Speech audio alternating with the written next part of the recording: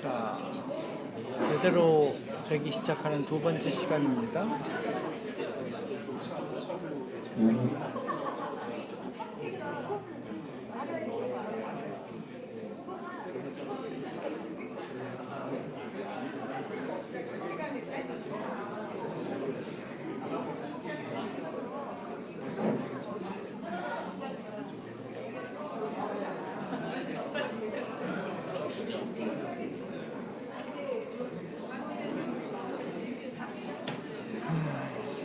그럼 어디야? 36초밖에 안 됐어.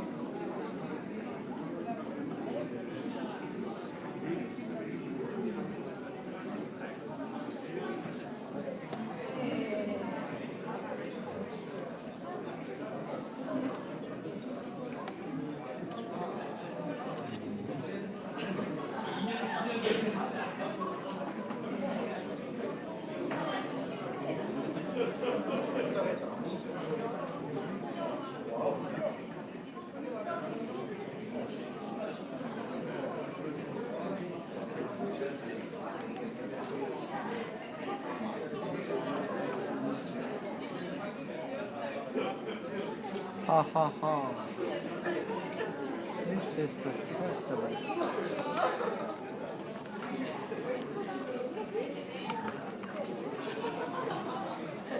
This is the testament. This is the testament.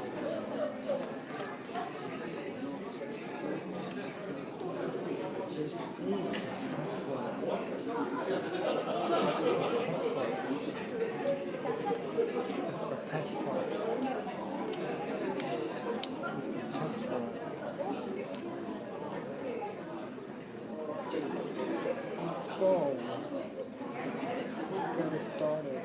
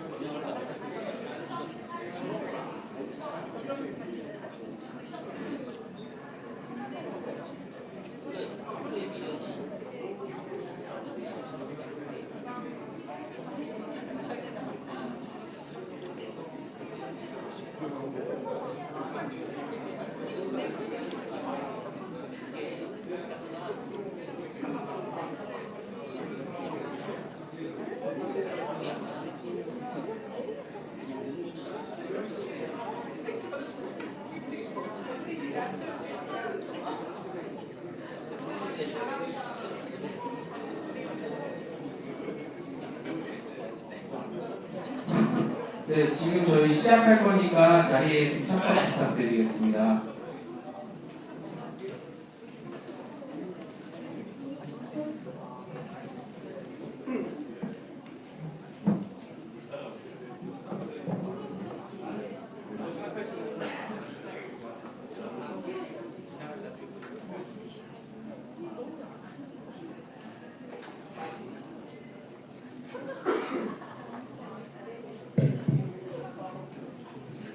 네, 저희 제품 광고를 하려고 왔던 건 아니지만 너무 많이 질문을 주셔가지고 부르든 저기 홈페이지에서 그냥 바로 받으실 수 있고요. 그냥 바로 쓰실 수 있습니다. 현재는 무료고요. 여기 사용 제한 이런 거 없고요.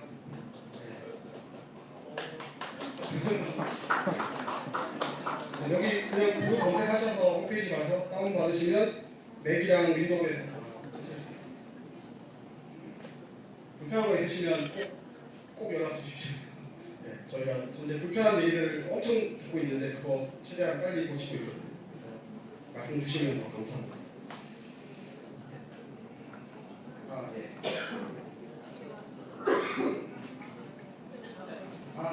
네. 네, 그렇게.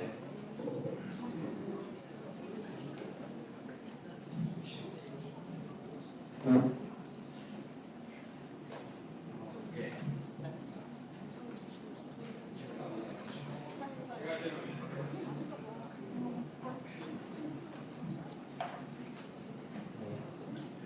네, 저 이제 시간 조금 지났는데 Q&A 세션을 진행하겠습니다. 그래서 지금 채팅방에 계속 질문 올려주시기도 하고, 또 이제 사전에 다른 경로로 여러 가지 질문들을 받아놓은 게 있어서 남대표 대표님과 그 질문에 대해서 한번 얘기를 해보겠습니다. 뭐 부류 마지막에 보여주셨는데 부류에 대한 내용을 할 거고요. 그 앞에 먼저 인공지능에 대한 좀 어떻게 보면 개발적인 얘기를 오늘 강연에서 해주셨는데 질문이 꽤 많았어요. 인공지능에 대한. 혹시 이제 지금 설명해 주신 인공지능이 어떻게 보면 좀 일반 사람이 접하면 좀 어려울 수도 있거든요. 그런 개념이. 인공지능이나 이런 딥러닝에 대해서 학습할 수 있는 어떤 좋은 방법이 있을까요? 아, 예. 제 페이스북 follow 해주시고 대단히 죄송합니다만 제가 하루에 친구 신청이 막 수십 명씩 와서 제가 친구 신청 안 보고요. 네, 제 페이스북 팔로우하시고 제 페이스북에서 딥러닝 공부 뭐 이런 식으로 검색하시면 제가 여러 번 글을 올렸어요. 그래서 오늘 짧게 말씀드리기 조금 어렵고 그 공부라는 글을 제가 정리해둔 게 꽤 있기 때문에 그거를 읽으시면 좋을 것 같습니다.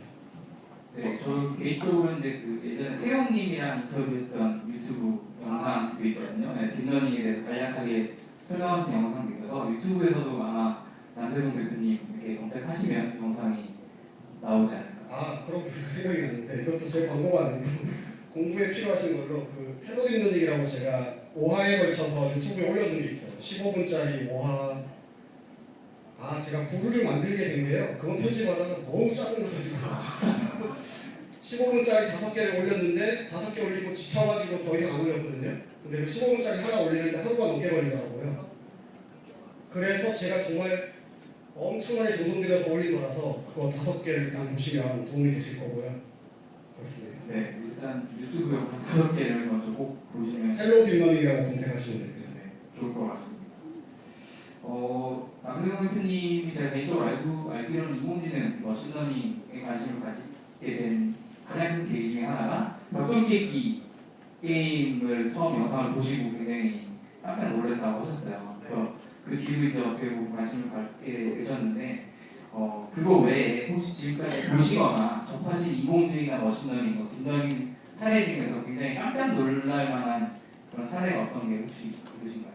사실 방금 보여드린 것들이 제가 이제 깜짝 놀랐다 싶은 것들을 모아서 보여드린 거고 제가 저런 건 100개 갖고 있는데 오늘 시간이 없어서 많이 못 보여드려서 아쉽습니다. 네. 오늘 그 중에 한 제가 6개 골라서 보여드렸다고 생각하시면 될 것 같습니다.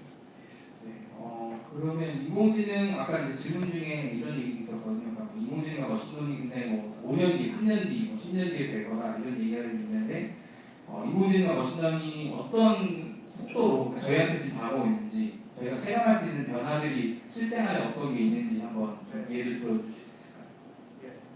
마침 오늘 설명드린 내용이 앞쪽에 질문들이 있는 것 같은데요. 방금 설명드린 대로 알파고가 이세돌을 어떻게 이길까 하다가 뭐 은퇴해버리기까지 1년여밖에 안 걸렸고요. 해상도 128 곱하기 128의 흑백에 컨트롤도 안 되는 랜덤한 얼굴 사진이 나오던 게 4년 만에 저렇게 나오고 또 아까 제가 강의 때 말씀 못 드렸는데 하나만 예를 말씀드릴게요. 얼마나 이게 충격적인 건지.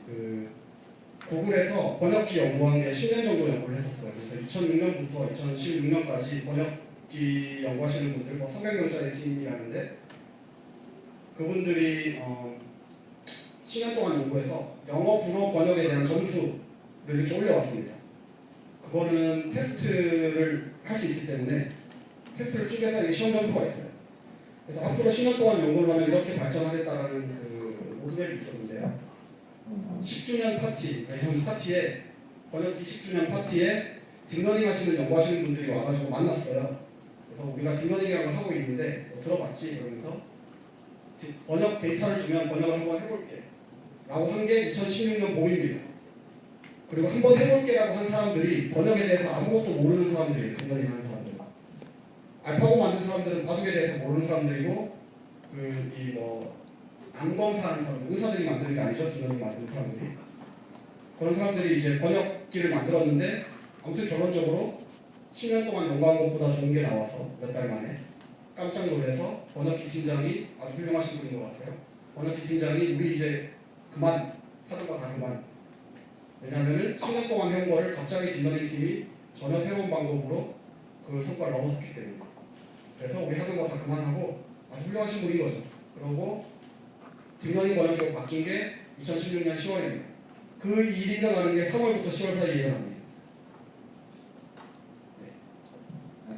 저도 굉장히 충격적이었던 사건이 이제 구글 인공지능 트렌드 번역이 개선되는 게 굉장히 충격적이었는데 사실 그때 저희가 미국에서 공부를 하고 있었어요. 근데 그 전에 구글 번역기를 쓰면 이거 정말 쓰지도 못할 수준 사실 그 정도였는데 어느 순간 아까 말씀하신 그 10월이 지나고 나서 친구들이 써보라고 한번 해보는 얘기를 하더라고요. 그래서 그때 구글 번역기 써보니까 굉장히 놀라운 그 발전을 이뤄냈더라고요. 그래서 진작에 이게 좀 됐으면 제가 공부하기 좀 편했을 텐데 그래서 저도 이제 똑같이 그런 경험을 했었거든요. 굉장히 놀라운 경험이고 지금도 계속해서 발전하고 있는 것 같고 엄청 많이 발전했죠. 네, 그리고 지금 구글 번역을 해보면 그 번역 결과물 나올 거예요. 또 사람들이 제안을 할 수 있는 추천 수정해가지고 그 데이터까지 지금 학습을 하고 있어서 계속해서 아마 발전을 할 것 같습니다.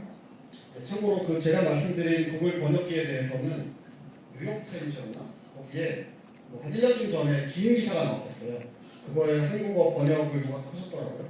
그래서 구글 번역기 뉴욕타임즈 이런 식으로 검색하시면 한글로 상세한 내용이 나올 텐데 굉장히 감동적으로 보실 수도 있고 엄청 무섭게 느껴지실 수도 있어요. 네. 저도 꼭 한번 찾아보겠습니다.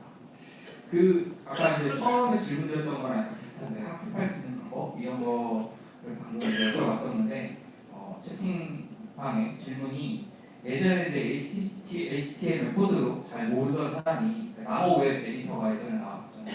그걸로 이제 홈페이지를 좀 어떻게 쉽게 만들 수 있었는데 현재 상태에서 코딩을 잘 모르는 이런 일반인이 인공지능에 쉽게 접근할 수 있는 그런 솔루션이 있는지 아니면 그런 솔루션을 만들려고 하는 전 세계의 움직임이 있는지. 네. 아주 좋은 질문이신 것 같고요. 제가 자주 하는 얘기긴 한데 제가 96년도부터 웹 개발을 했었는데 그 당시에는 제가 97년도에 월 50만 원짜리 아르바이트를 했었는데요. 그 아르바이트가 뭐였냐면 HTML 만드는 거였어요. 그 당시에는 거의 박사님들이 HTML 하는 시절이었는데 제가 HTML 할 줄 안다는 이유로 월 50만 원 벌었어요. 그 5년이 지나고 나니까 초딩들이 HTML을 하더라고요. 이게 5년 딱 걸렸거든요. 지금 인공지능 딥러닝이 그렇게 되고 있고요. 아까 말씀드린 대로 딥러닝이 원리만 알면 워낙 쉽기 때문에 입력 넣고 출력 넣고 그냥 돌려하고 돌아가거든요. 그래서 지금 그런 웹페이지가 막 나오고 있어요. 웹페이지에서 입력 출력 넣으면 막 인공지능이 만들어지는 그런 것들 하고 있고요. 간단한 수준은 이제 그렇게 될 거라고 보고 저는 앞으로 초등학생들이 요즘에 코딩 캠프 같은 거에서 앱 만들고 하잖아요. 초등학생들도 다 만들 수 있거든요. 딥러닝도 앞으로 초등학생들이 할 수 있는 날이 5년 안 남았다고 봅니다. 왜냐하면 원리적으로 너무 쉽거든요. X, Y 넣고 W 찾아라 했을 때 찾는 건데 그거 어떻게 찾는지를 초등학생들이 이해하지 못하더라도 그냥 할 수 있는 거죠. 그래서 자기가 이런 거죠. 세상에서 한 번도 없는 인공지능도 초딩들이 만들 수 있는 이유가 뭐냐면 내 생각에는 이거와 이거 사이에 패턴이 있을 것 같아 라고 초딩이 생각을 한 다음에 그 입력 숫자, 출력 숫자를 초딩이 잘 넣으면 거기서 패턴이 찾아질 수도 있다는 거죠. 그래서 충분히 그런 일이 5년 내로 일어날 겁니다. 제가 HTML에서 그걸 다 썼고 5년 만에 그렇게 된다는 거를 딥러닝도 아마 그렇게 될 겁니다. 그 방금 패턴 이제 오늘 강의 주제 중에 한 단어가 이제 반복하고 있는 단어 하나인데 패턴인데 질문 중에 딥러닝이 잘 작동하는 영역과 잘 분통하는 영역의 차이가 어떤 거냐. 예를 들면 금융시장 같은 경우는 인풋과 아웃풋이 다 숫자인데 아직까지는 패턴이 좀 잘 발견되지 않는 것 같다. 이런 질문이 있거든요. 그 가장 많이 나오는 질문이 주식 얘기인데 주식 시장 주가를 결정하는 요인들이 본인 생각에 예를 들면 단타다. 이 단타의 주가를 결정하는 요인은 다 숫자로 되어 있고 다 패턴이 있다. 라고 믿으시면 그렇게 하시면 돈을 벌 수 있습니다. 네. 제 생각에는 지금도 벌고 있는 사람이 있을 수도 있는데 공개를 안 하겠죠. 그 공개하는 순간 이제 그게 무효해지니까요. 근데 적어도 그 단타를 빼고는 장기적인 어떤 투자다. 그러면 아직 다 숫자화가 안 됐다고 보고요. 뭐 예를 들면 대통령이 뭐 정책을 바꾸면 주가가 흔들릴 수 있는데 그게 숫자화 되어 있지 않잖아요. 숫자화 이전에 정보가 공개되어 있지도 않는데, 그러니까 그런 영역은 아직 숫자화 되어 있지 않은 게 많고, 그러니까 패턴을 당연히 아직 발견을 못할 수밖에 없고요. 그렇게 생각합니다. 네. 지금 이제 어떻게 보면 인공지능 딥러닝에 관련된 얘기를 지금까지 좀 했고, 이제 지금 질문 이제 부류 관련된 내용들이 현장 질문이 좀 꽤 많이 들어오고 있어요. 그래서 저도 이제 여쭤보려고 했던 건데, 최근 유료화 전략에 대해서 고민이 많으셨던 것 같은데, 부류의 이제 유료화 시기 아니면 뭐 계획, 그리고 향후 이제 사업화 로드맵이 어떤 걸 갖고 계신지. 계획이라고 할 만한 건 아무것도 없고요. 그냥 너무 많은 분들이 써주셔가지고 감사해하고 있고요. 저희 뭐 월급 줘야 되니까 당연히 그 유료화 잘 해야 됩니다. 그래서 유료화 고민이 많습니다. 요즘. 근데 뭐 아직 한 1, 2년 내로 할 것 같지는 않고요. 뭐 유료화 방법이 많잖아요. 부분 유료화도 있고 뭐도 있고 뭐도 있잖아요. 뭐 그 중에 하나를 하겠죠. 계속 공짜하진 않을 겁니다.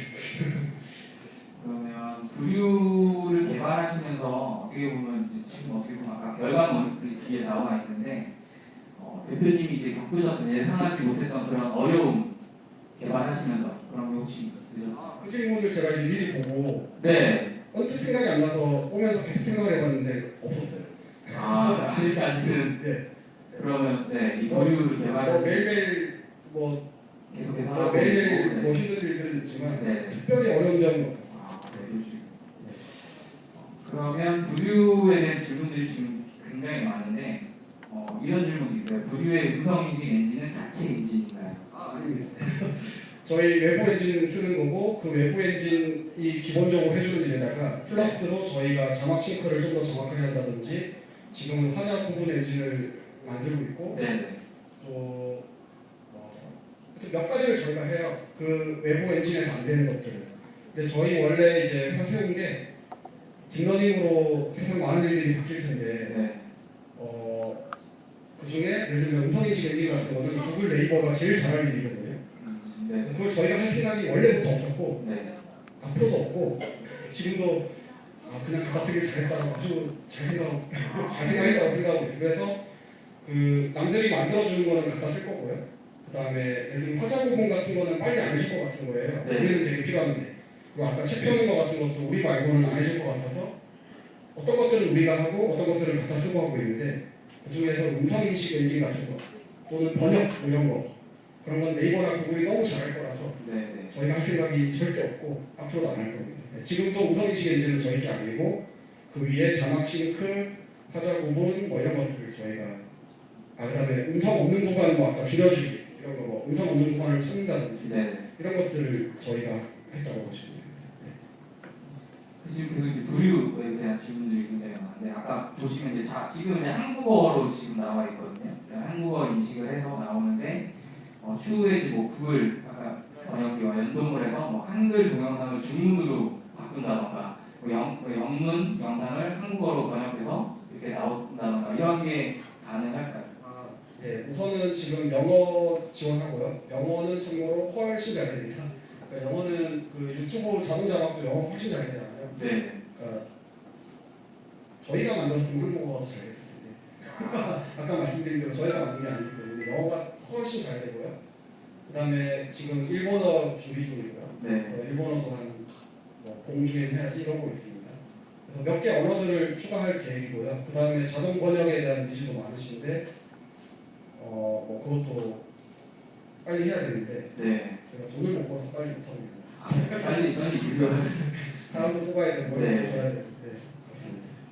그 비슷한 질문일 수도 있는데 음성을 텍스트로 자동 변환하는 이제 현재 한글 프로그램들에는 인식률의 한계가 좀 네. 있는데 이런 50% 50% 미만의 현수준의 음성인식률을 계산하는데 가장 큰 관건은 무엇이며 앞으로 언제쯤이면 안정적인 문자로 변환이 가능할까요? 이런 질문이 네, 그 부르 써보시면 한 70%라고 느끼실 겁니다. 그러니까 뭐 잡음이 많은 환경 이런 거는 50%도 안 될 수도 있는데요. 네. 깨끗한 환경에서 이렇게 녹음하시면 한 70점, 뭐 80점 발음하는 정도나 말하는 속도에 따라 다르긴 한데요. 어쨌든 70점 이상은 되는 것 같고요. 네. 이미. 그리고 영어랑 전 한국어랑 차이가 한 3년 정도라고 생각해요. 그래서 지금 유튜브 자동 자막 보시면 정말 정확하거든요. 유튜브 자동 자막 진짜 말도 안 되게 정확해요. 한 95점 정도 나오는 것 같아요. 그리고 사람보다 더 잘하는 것 같기도 해요. 적어도 저보다 훨씬 잘해요. 그래서 한 3년 정도 생각하면 한국어도 한 3년 지나면 네이버가 하든 구글이 하든 할 겁니다. 제 생각에 네이버 아니면 네이버는 뭐 카카오도 있고 뭐 그런 회사들이 해줄 거라서 3년 정도 지나면 깨끗한 환경은 95점이 나올 거라고 기대하시면 될 것 같고요. 그 다음에 사람이 아까 그 그림에서 노이즈 제거하는 거 보셨잖아요. 그것도 뭐 1년 안 된 거거든요. 그림에서 그렇게 노이즈 제거하는 게 1년 안 됐어요. 음성 노이즈 제거야말로 기계가 할 수 있는 일이죠. 뭐 그거 뭐 몇 년 걸리겠어요. 5년 안 걸릴 거거든요. 그래서 그 좀 지저분한 환경에서 녹음한 것도 5년 내로 단위씩 될 거고요. 화자 구분도 당연히 될 거고요. 5년 내로. 최근에 그 데모를 보면 한 명이 뒤에서 전화를 하고 있고요. 이런 것도 제가 놀라는 그 100개 영상 중에 하나인데 한 명이 뒤에서 전화를 하고 있고 한 명이 화상 통화를 하고 있어요. 근데 뒤에서 막 떠들고 카페에 온갖 자문과 뒤에 앉아있는 사람이 전화하고 있는 소리가 계속 들어오는데 이 영상 화상 통화하는 화면에서 나 이 사람 소리만 들려줘라고 마우스로 딱 찍으면 그 사람 소리만 들려요. 연구실 수준에서는 된 거죠. 설명만 안 됐지만. 더 놀라운 거는 뒤에 전화하고 있는 사람을 찍으면 그 사람 소리만 들려요. 그게 어떻게 가능한 걸까요? 왜냐하면 어떻게 가능하냐면 뒤에서 이 전화하고 있는 사람이 이렇게 입을 움직일 때 나오는 소리랑 앞에 있는 사람이 입을 움직일 때 나오는 소리랑 컴퓨터가 구분을 하는 거죠. 그래서 또 무슨 데모도 있냐면 한 사람은 기타 치고 있고 한 사람은 바이올린 펴고 있는데 기타를 찍으면 기타 소리만 들려요. 같이 녹음한 건데. 그리고 바이올린을 찍으면 바이올린 소리만 들려요. 이런 것도 지금 실험실 수준에서는 되는 거고 이게 뭐 10년 전에 됐다 근데 이런 게 아니고요. 몇 달 전에, 몇 년 전에 된 거예요. 그러니까 지금 그렇게 빨리 발전하고 있기 때문에 뭐 5년 내로는 아주 지저분한 환경에서 여러 명이 동시에 얘기해도 화자 부분도 되고 한국어도 잘 인식되고 번역도 아까 얘기한 정도로 되고 그렇게 될 겁니다. 공식적인 자료는 없고요. 제 생각으로 들어주십시오. 대표님의 개인적인 그리고 참고로 제가 한국에서 이런 얘기를 제일 긍정적으로 얘기해요. 제가 어딜 가봐도 제가 제일 긍정적인 항상 제 예상보다 빨라요. 이때까지 보면. 제가 한 1년쯤 있다가 되지 않을까 하면 6개월 있다가 되고요. 이때까지는 그랬어요. 네. 굉장히 속도가 생각하는 것보다 점점 더 어떻게 보면 빨라지는 것 같은데요. 아까 말씀하셨던 머신러닝이 70%에서 95갈 때까지 네. 그 시간 점점 그 갭이 줄어드는 것 같거든요. 그렇죠. 앞으로는 더 줄어들면 정말 뭐 3개월마다 뭐 새로운 서비스가 나올 수도 있고 새로운 기술이 나올 수도 있고. 네. 그런 게 어떤 정도냐면요. 요즘에는 이제 저희 같은 스타트업은 아직 그렇게 못하는데 구글 같은 데서는 뉴럴넷을 오늘 딥러닝 한 거 있잖아요. 그거를 뉴럴넷이라는 걸 써서 하는데 그 뉴럴넷을 뉴럴넷이 만들어요. 그러니까 딥러닝을 딥러닝이 해요. 스카이넷이 나온 거죠. 그래서 좀 무서워요. 그 얘기를 하다 보면. 근데 그러니까 저희는 이제 모델을 만든다고 하는데 예를 들면 음성인식 엔진을 우리가 만들지 않지만 뭐 아까 책 펴는 걸 우리가 만든다고 하면 저희 개발자들이 연구를 해서 만들거든요.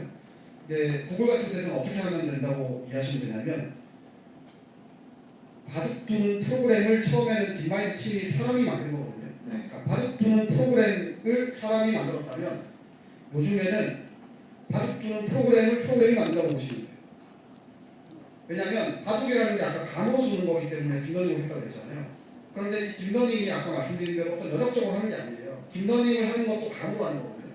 그러니까 연구자들이 감으로 자기가 이렇게 해봤다가 저렇게 해봤다가 실험을 하는 거예요. 근데 이렇게 해봤다 저렇게 해봤다는 누가 제일 잘하냐면 컴퓨터가 제일 잘하죠. 컴퓨터가 뭐 바둑 이렇게 둬봤다 저렇게 둬봤다 하는 것처럼 그냥 밤새도록 밥도 안 먹고 컴퓨터 100대 복제해가지고 100대가 동시에 잠도 안 자고 밥도 안 먹고 하잖아요. 게다가 감으로 하는 거를 딥러닝이 제일 잘하기 때문에 딥러닝을 실험하는 거를 딥러닝으로 하거든요. 그러니까 이게 속도가 말도 안 되게 빠른 거예요 지금. 그래서 음성인식기를 누가 만드냐? 제 예상에는 지금은 이미지 인식기는 확실히 그래요. 그 구글이 이렇게 발표를 했거든요. 자기네 어떤 연구자보다 그 연구자들이 만들어 놓은 프로그램이 더 잘 만든다 발표를 했어요. 2년 전에. 이미지 인식기를 누가 만드냐? 딥러닝 프로그램이 만들어요. 그 딥러닝 프로그램을 사람이 만들어요. 그래서 지금 아마 음성인식이나 바둑이나 다 기계가 만들고 있을 겁니다. 그래서 지금 이제 대표님 답변을 들어보니까 딱 떠오르는 질문이 있었는데 되게 많은 분들이 보통 질문하는 것 중에 그럼 과연 미래에는 인공지능이 사람을 지배하는 뭐 터미네이터 옛날에 나왔던 스카이넷 그런 시대가 될 거라고 혹시 개인적으로 생각하시는지? 아니 개인적으로 그렇게 생각하지 않고요. 네. 그렇게 바라지도 않고 그 이유가 뭐냐면 인공지능이잖아요. 그래서 사람들이 걱정하는 게 그동안에는 육체노동을 기계가 했는데 육체노동에서 기계를 이길 수 없잖아요.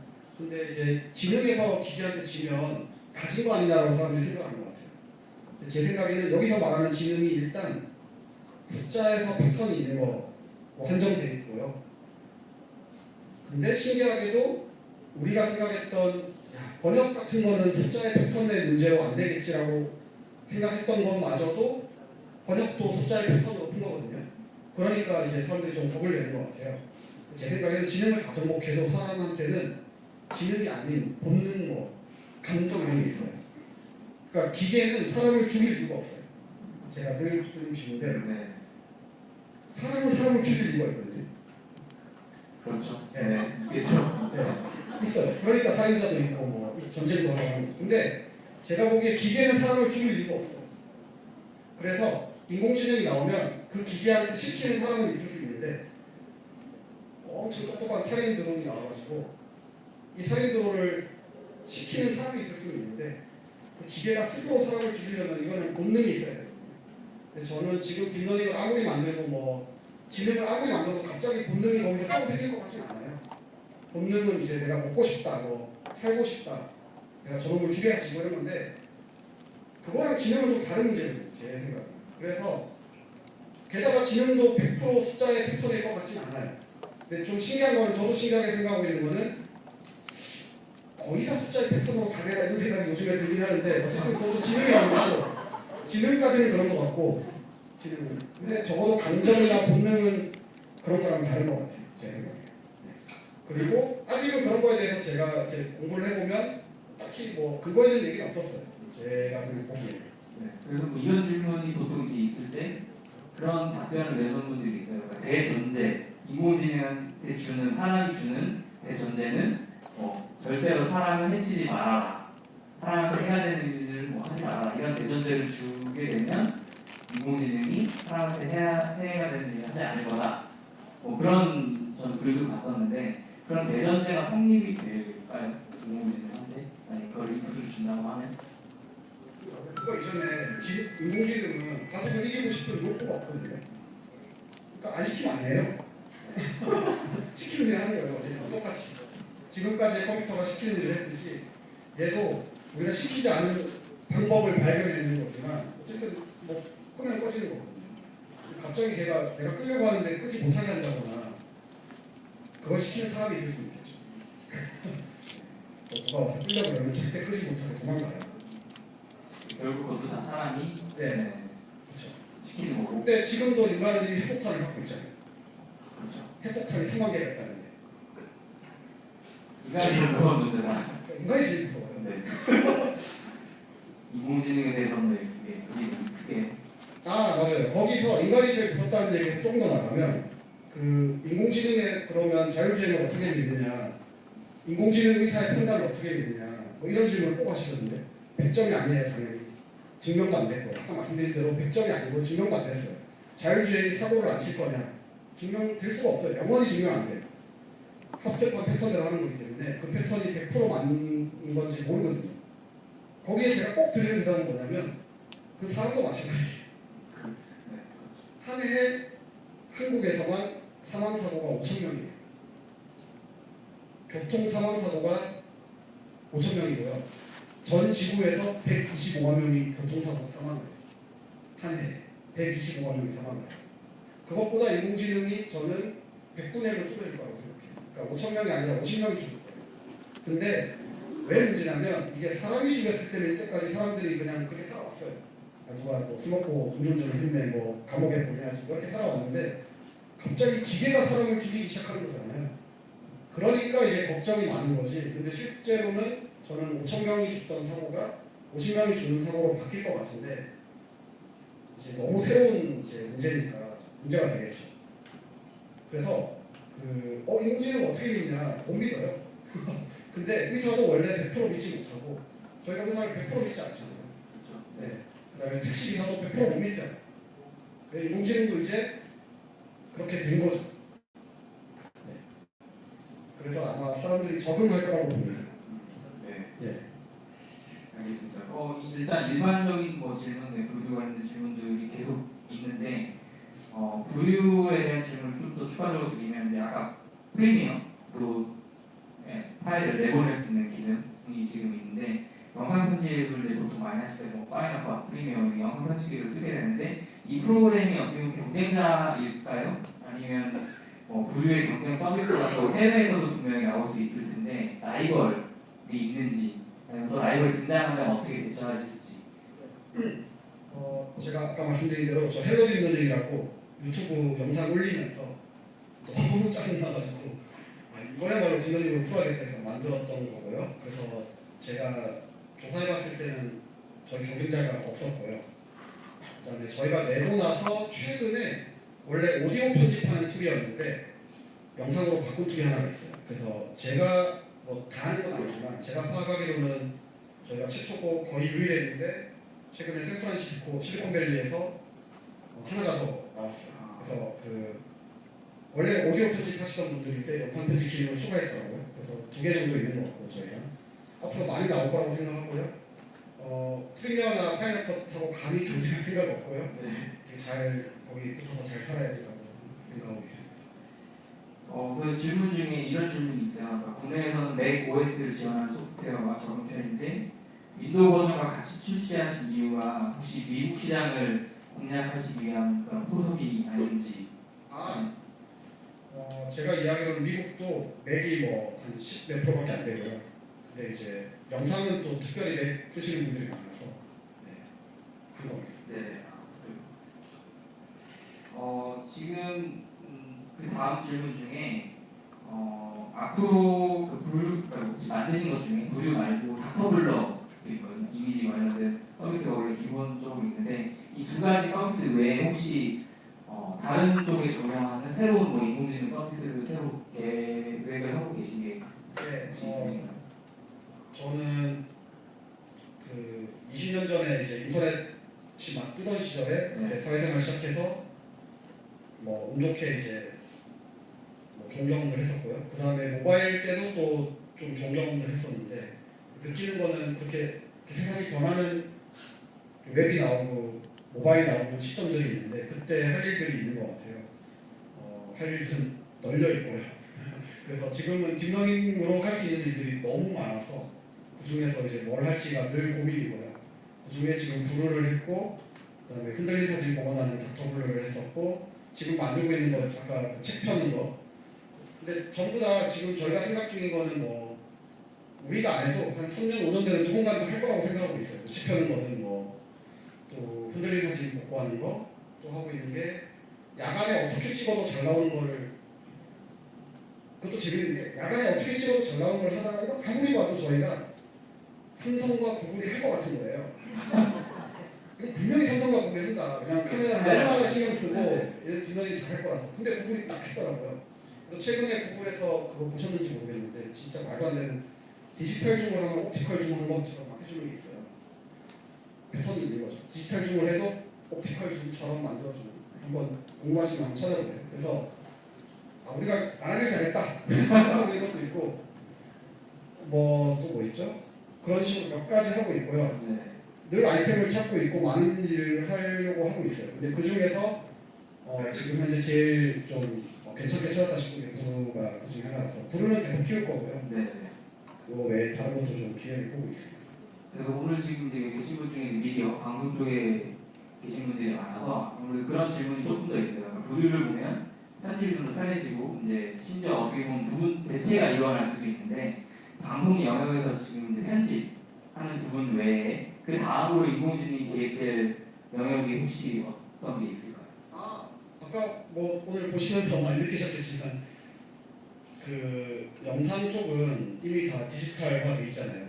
그러니까 거의 모든 과정이 디지털화돼 있기 때문에 그 얘기는 숫자화돼 있다는 거고 그 중에 뭐 저도 이제 깜짝 놀랐지만 들으면 들을수록 속이 노가다라고 하는 뻔한 일들을 엄청나게 많이 하더라고요.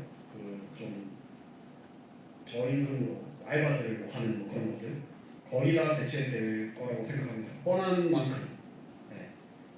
그래서 뭐 제가 깜짝 놀란 것 중에 헐리우드에서 예를 들면 뭐라 그러죠? 크로마키 두고 찍으면 당연히 알고리즘으로 이렇게 크로마키 제거가 깔끔하게 될 것 같은데 아직까지 깔끔하게 안 됐다고 그러더라고요. 그 초록색 스크린이 깔끔하게 안 돼서 수작업으로. 네, 수작업으로 머리카락 같은 거 하나하나 인도로 보내서 인도에서 딴다고. 근데 그런 건 뭐 당연히 다 뒷면으로 대체되겠죠. 그래서 영화 제작비 중에 뭐 상당 부분 제가 좀 들었는데 이것도 뒷면이, 이것도 뒷면이, 이것도 뒷면이 뒷면으로 대체될 부분이 되게 많은 것 같습니다. 그 제작하는 부분도 그렇고 뭐 아주 많은 부분이 그렇게 되겠죠. 네. 그래서 지금 어떻게 보면 이미지, 영상 이런 게 보여지는 쪽에 대해서 얘기를 하셨는데 질문 중에 토크쇼 같은 그런 방송 대본도 어떻게 보면 패턴화가 좀 이루어져 있어서 그러니까 뻔한 인사말, 그 다음에 어떻게 나가고 이런 것들이 있는데 혹시 나중에 방송 대본이나 뭐 글쓰기, 보고서 이런 것도 딥러닝으로 할 수 있지 않을까? 혹시 이런 관련 연구가 있는지. 네, 뻔한 만큼 될 텐데요. 이것도 거의 모든 사람들이 그 자연어 처리라고 하는 NLP라는 분야가 있어요. 그러니까 이제 소리, 뭐 음성인식, 그림 이런 거 되게 잘 됐어요. 근데 자연어 처리는 생각보다 좀 잘 안 됐어요.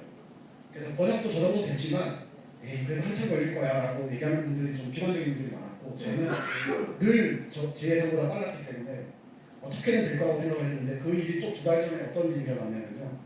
2달 전에 정말 대단한 일인데 위키피디아 같은 걸 학습을 시켜요.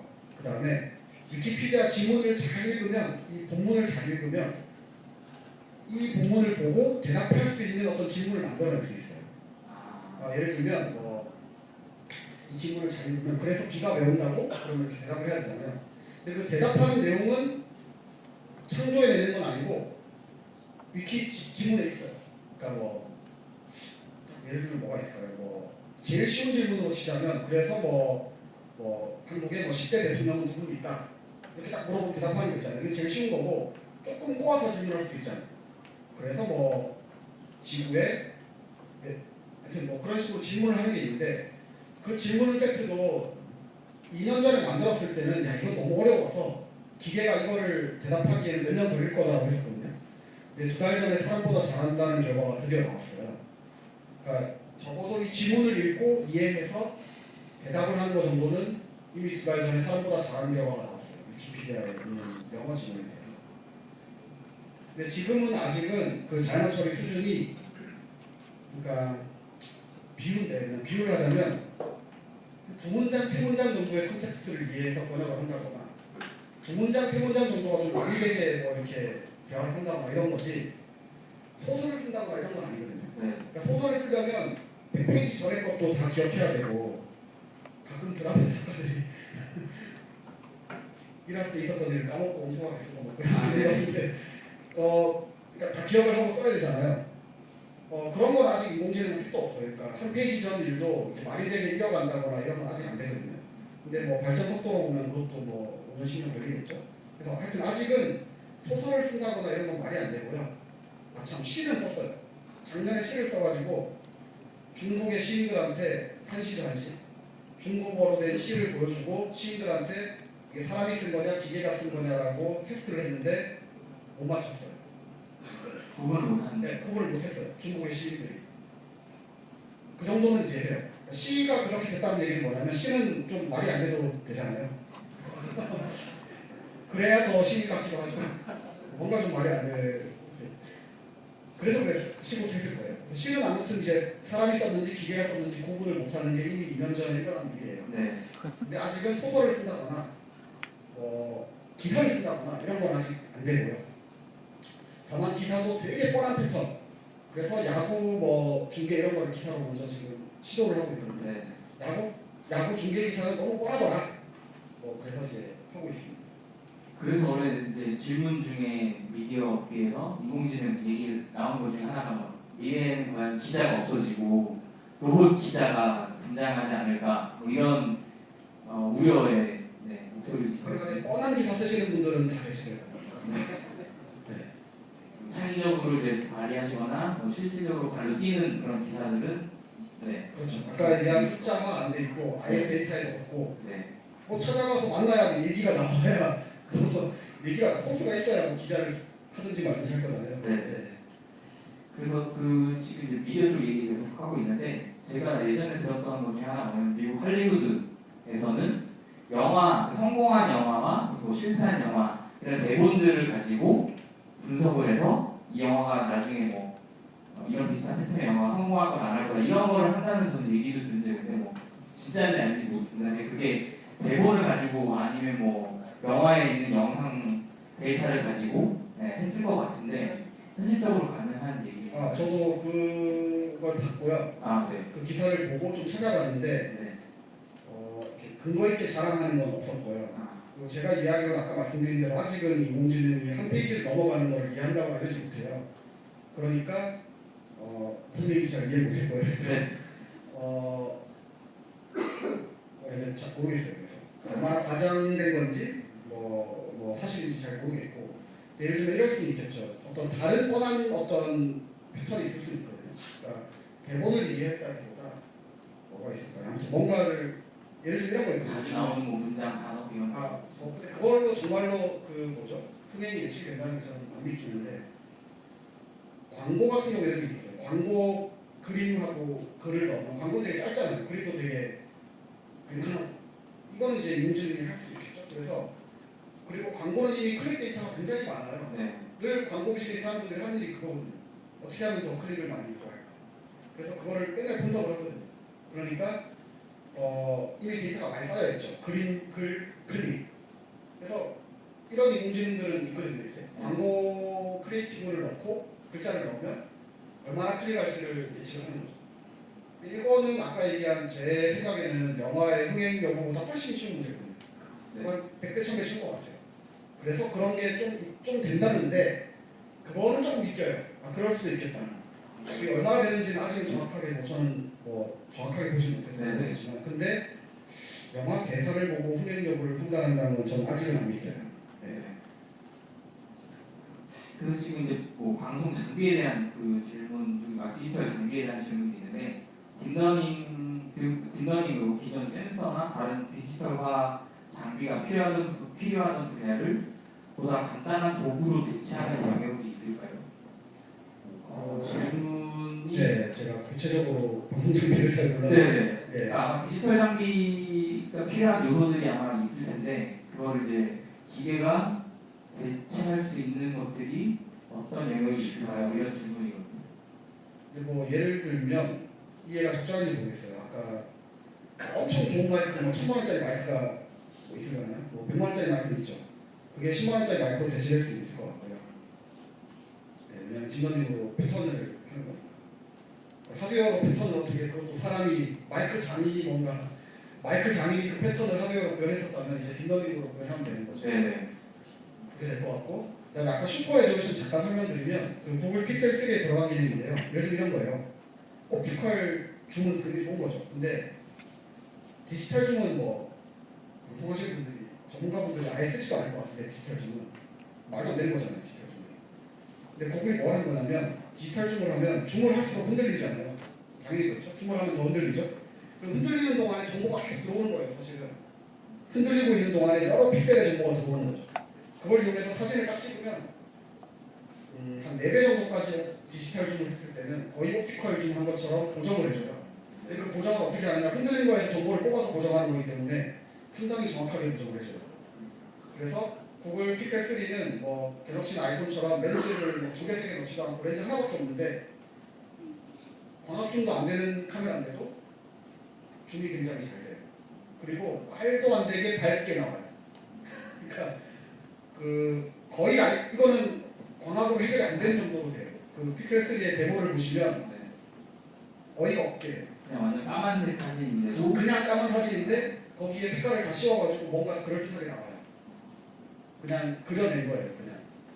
네. 그런 일들을 하는 걸로 이제 다른 방송 장비들에도 그런 게 적용이 되겠죠. 네. 질문에 아마 답이 되셨을 것 같고요.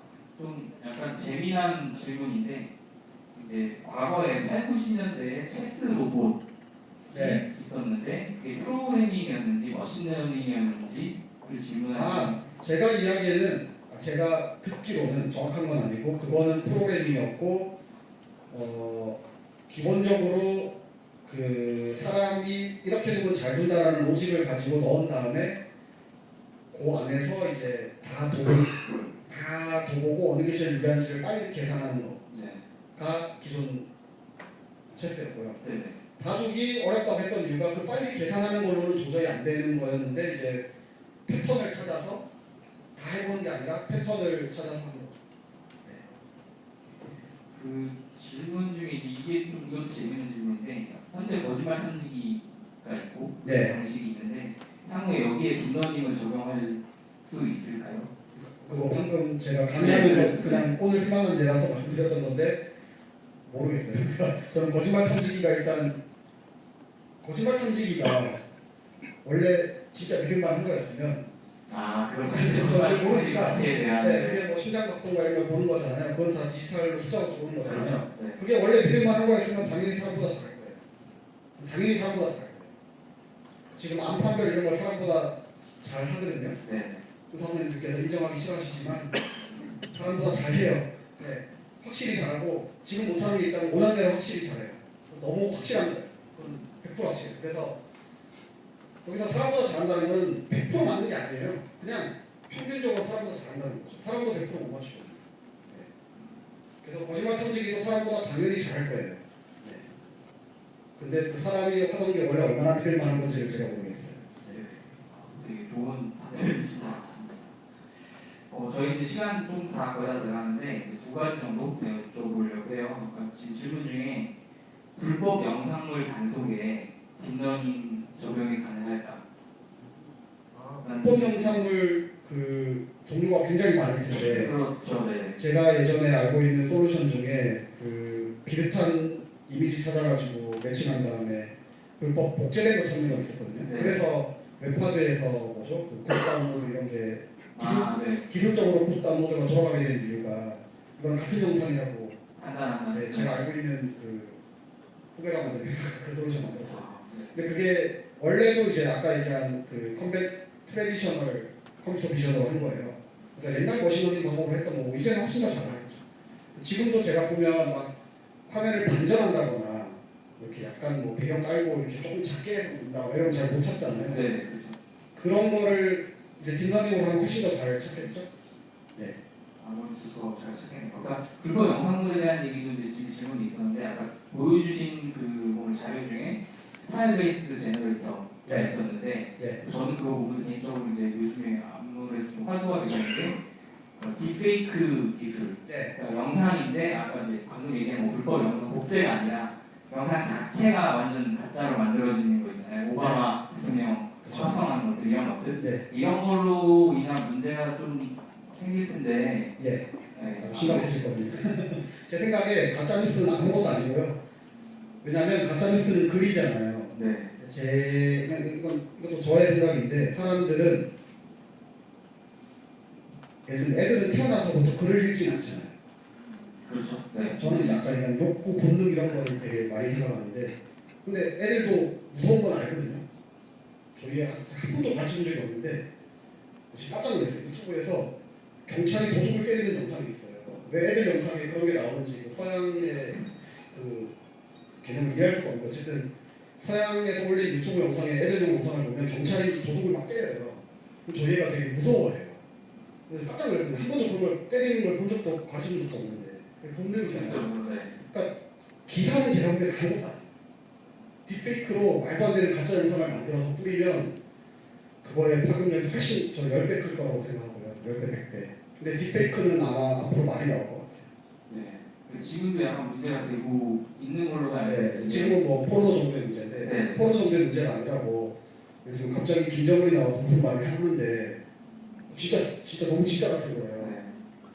근데 그게 진짜인지 아닌지 알기까지 뭐 예를 들면 3시간이 걸려요. 3시간 있다가 만약에 그게 가짜다라고 사람들이 얘기해요. 그럼 3시간 동안 얼마나 무서울 수도 있고 뭐 그렇죠. 무슨 다른 통일이 된다고 할 수도 있고 그런 일들이 저는 있을 것 같거든요.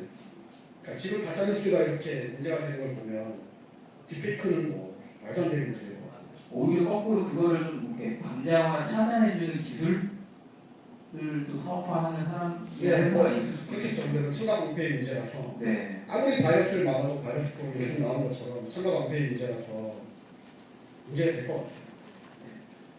인공지능이 이제 뭐 좀 약간 무서운 부분 중에 하나인 것 같고요.